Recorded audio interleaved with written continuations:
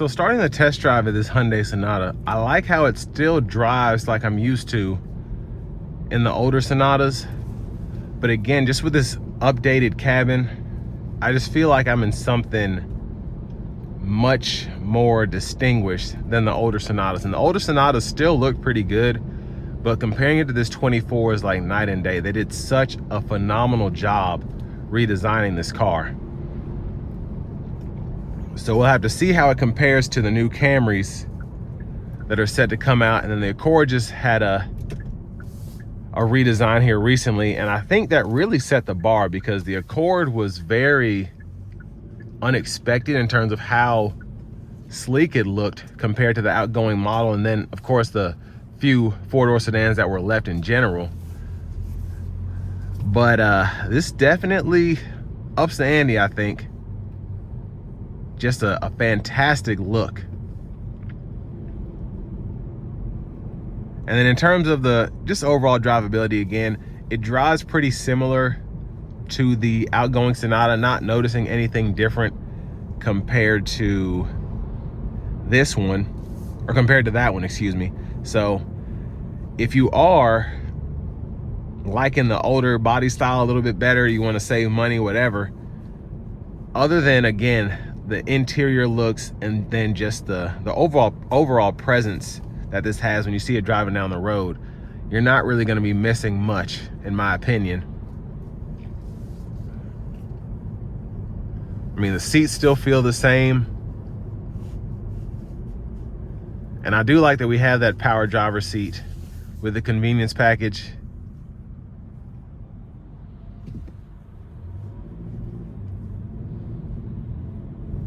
But I can't wait to test the paddle shifters out getting on the interstate here. But just driving around town, I mean, it's just a very simple car to get used to. And you're getting 36 miles per gallon. Highway, I think 25 city.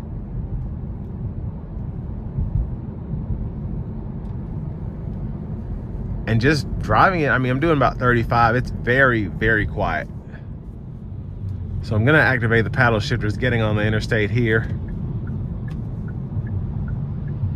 And it's a little wet out, so I'm not gonna give it too much, but I am gonna get it up there just a tad.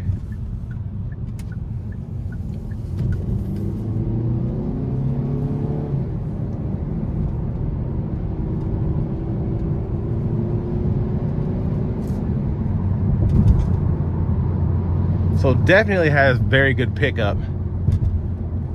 Got a little space behind me, so I'm gonna give it a run. And here we go.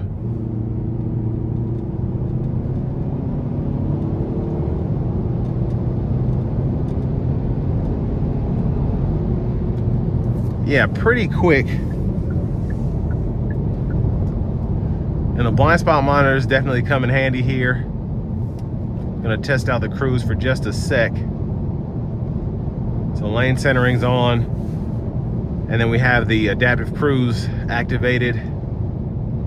So just meant to be more of a driver aid, not necessarily semi-autonomous, but how I use my semi-autonomous system in my Mustang Mach-E, that's pretty much how I'd use this one. I don't like to kind of let it do its thing and not pay attention. But ride quality is great. And then even with the 18-inch alloy wheels, road noise is minimal. But what makes this such a great car, I think, is just that the cabin acoustics that you have here. Everything else considered, it's still pretty quiet in here, whether the road noise was a big deal or not. I don't feel like I have to yell at my passengers and things of that nature. Now, if you want to take this out of the manual mode, just hold that plus paddle down. Otherwise, it'll stay in there for the most part.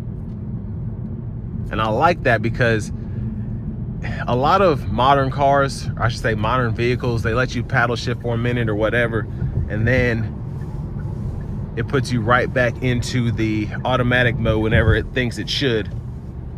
And this gives you more of that freedom to do what you want when you want.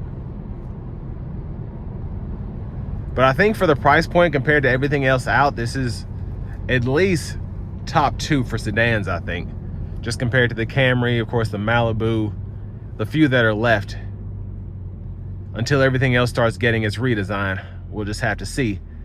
But this will bring me to the end of my review of this all-new 2024 Hyundai Sonata SEL Convenience.